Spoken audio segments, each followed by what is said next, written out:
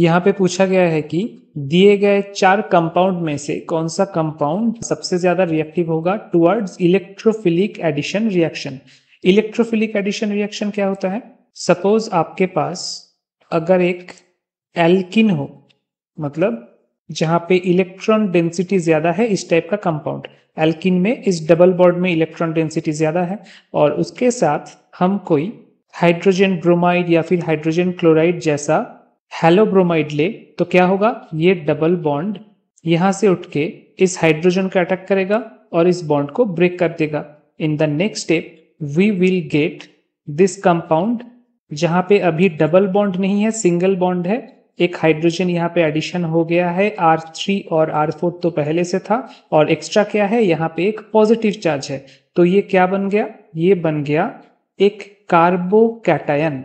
अब इस कार्बोकैटायन के स्टेबिलिटी के ऊपर डिपेंड करेगा कि ये इलेक्ट्रोफिलिक एडिशन कितना सक्सेसफुल हुआ है, क्योंकि इन द नेक्स्ट स्टेप जो X माइनस हमें मिला था यहां से, वो X माइनस यहाँ पे अटैक करेगा एंड फाइनल प्रोडक्ट हमारे पास आएगा कुछ इस तरीके से, जहां पे यहाँ पे X अटैच्ड है, यहाँ पे हाइड्रोजन अटैच है और R3 and R4 already attach था। This is our final product of electrophilic addition reaction, जिसका रेट डिपेंड करेगा कार्बोकैटायन के स्टेबिलिटी के ऊपर।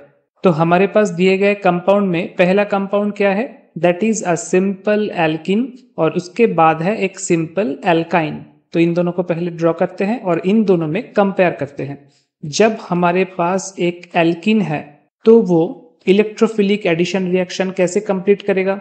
ये डबल बॉन्ड किसी एक कॉर्नर से H प्लस को अटैक करेगा एंड ये बॉन्ड टूट जाएगा। तो हमको इस टाइप का कार्बोकैटायन देखने को मिलेगा। यहाँ पे है हाइड्रोजन, बाहर है X माइनस, और this is a 2 degree alkyl carbocation. अब अगर इसके साथ हम एल्काइन कंपाउंड का कंपैरिजन करें तो क्या होगा?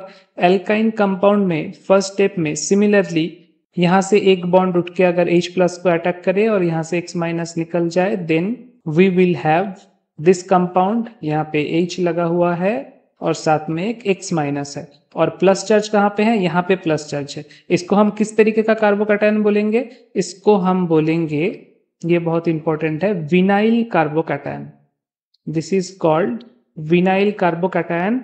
विनाइल और एलाइल के बीच में कंफ्यूजन बिल्कुल भी मत कीजिएगा एग्जाम हॉल में। ये होता है एलाइल कार्बोकैटायन और ये होता है विनाइल कार्बोकैटायन। तो हमारे पास ये क्या है? This is our vinyl carbocation. अब विनाइल कार्बोकैटायन का स्टेबिलिटी बहुत ही ज्यादा लो होता है। क्यों? कार्बोकैटायन का स्टेबिलिटी किसके ऊपर डिपेंड करेगा? कि उसके साथ प्लस आई इफेक्ट वाला, यानी कि पॉजिटिव इंडक्टिव इफेक्ट वाला ग्रुप कितना जुड़ा हुआ है, हाइपर कंजुगेशन इफेक्ट कितना है, इन सब चीजों के ऊपर डिपेंड करता है कार्बोकैटायन का स्टेबिलिटी। अब अगर कोई डबल बॉन्ड के एकदम कॉर्नर में एक पॉजिटिव चार्ज अब रख दोगे तो उसको स्टेबल करने का जिम्मेदारी किसके ऊपर है? इस sp2 हाइब्रिडाइज्ड कार्बन के ऊपर है। और हमको ऑलरेडी पता है कि एस कैरेक्टर अगर आपका ज्यादा है, यानी कि आप उस बॉन्ड से नेगेटिव चार्ज को, इलेक्ट्रॉन क्लाउड को अपने तरफ ज्यादा पुल करोगे, तो ये प्लस चार्ज का स्टेबिलिटी क्या हो जाएगा? डिक्रीज हो जाएगा। कोई भी प्लस चार्ज को स्टेबल करने के लिए, कोई भी पॉजिटिव चार्ज को स्टेबल करने के लिए उसके तरफ इलेक्ट्रॉन क्लाउड का पुश होना बहुत ज्यादा जरूरी है। फॉर एग्जाम्पल टर्शियरी कार्बोकैटायन, यहाँ पे तीनों तरफ से आपके पास प्लस आई इफेक्ट आ रहा है, यानी कि इलेक्ट्रॉन क्लाउड का पुश आ रहा है, एंड दैट इज वाई ये प्लस चार्ज बहुत ज्यादा स्टेबल है। टर्शियरी कार्बोकैटायन इसीलिए स्टेबल है। लेकिन अगर आप प्लस चार्ज के तरफ से पुल कर लोगे, इलेक्ट्रॉन को अपने तरफ खींच लोगे इलेक्ट्रॉन क्लाउड को, तो वो क्या हो जाएगा? वो प्लस चार्ज अनस्टेबल हो जाएगा। That is the whole chemistry behind this. और इसीलिए विनाइल कार्बोकैटायन क्या होता है? विनाइल कार्बोकैटायन बहुत ज्यादा अनस्टेबल होता है। तो अगर हम इस कंपाउंड को नाम दे ABCD, इसको हम पहले नाम देते हैं, this is your A, this is your B। तो A का इलेक्ट्रोफिलिक एडिशन का टेंडेंसी B से बहुत ज्यादा होगा। अब हम कंपेयर करेंगे C को।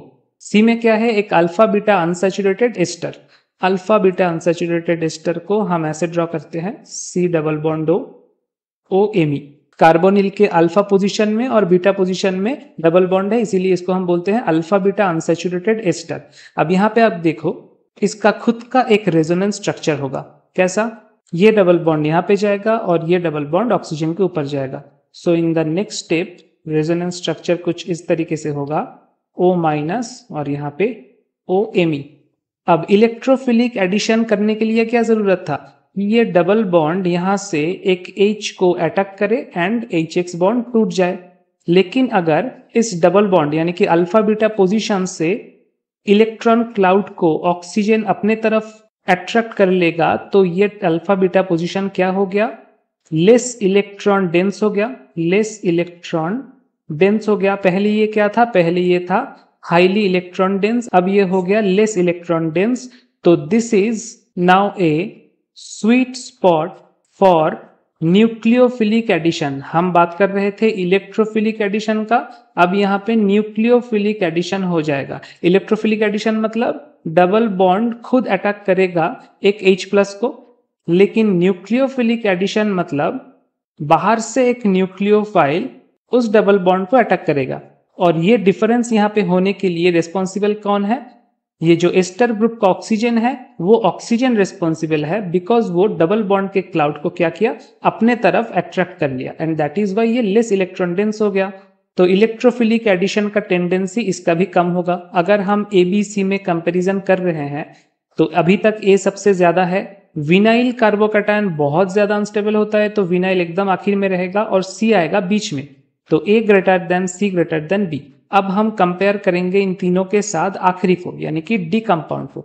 D कंपाउंड में आप देखो सीधा सीधा मेसोमेरिक इफेक्ट है, यानी कि रेजोनेंस इफेक्ट है। एक हेटेरो एटम है ऑक्सीजन और यहाँ पे एक डबल बॉन्ड है। इसको मैं व्हाइट में ड्रॉ कर देता हूं। This is your compound D। अब ये जो ऑक्सीजन के ऊपर लोन पेयर है ये यहाँ पे आएगा और ये डबल बॉन्ड का पोजिशन चेंज होके यहाँ पे एक नेगेटिव चार्ज आएगा। Then in the next step you will get this structure जहां पे it is very ideal condition to attack a HX molecule। तो यहाँ पे एक्चुअली ऑक्सीजन का लोन पेयर ने क्या किया? ऑक्सीजन का लोन पेयर ने इलेक्ट्रोफिलिक एडिशन करने का कैपेसिटी को इंक्रीज कर दिया थ्रू मेसोमेरिक इफेक्ट और रेजोनेंस इफेक्ट। और हमको पता है कि मेसोमेरिक इफेक्ट को हमें सबसे ज्यादा प्रायोरिटी देना है। अगर कोई कंपैरिजन का सिचुएशन हो जहां पे मेसोमेरिक इफेक्ट है, हाइपर कंजुगेशन है और इंडक्टिव इफेक्ट है, तो mesomeric effect will be given highest priority, then hyperconjugation, then inductive effect.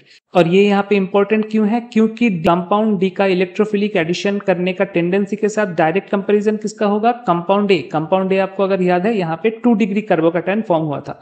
ये देखो, ये है कंपाउंड A और कंपाउंड A ने 2 डिग्री कार्बोकैटायन फॉर्म किया था। अब 2 degree carbocation was stabilised by hyperconjugation and plus I effect. तो इन दोनों को भी एक्सीड कर गया कंपाउंड D। तो इसीलिए कंपाउंड D का कैपेसिटी कंपाउंड A से ज्यादा होगा रिगार्डिंग इलेक्ट्रोफिलिक एडिशन। अब पूरे ऑर्डर को कंप्लीट करते हैं। ऑलरेडी हमारे पास था A greater than C greater than B। अब ये हो जाएगा D greater than A greater than C greater than B। Question में ऑर्डर पूछा नहीं गया है, बस पूछा गया है कि which will be the most reactive. तो आंसर होगा option D। This will be your correct choice.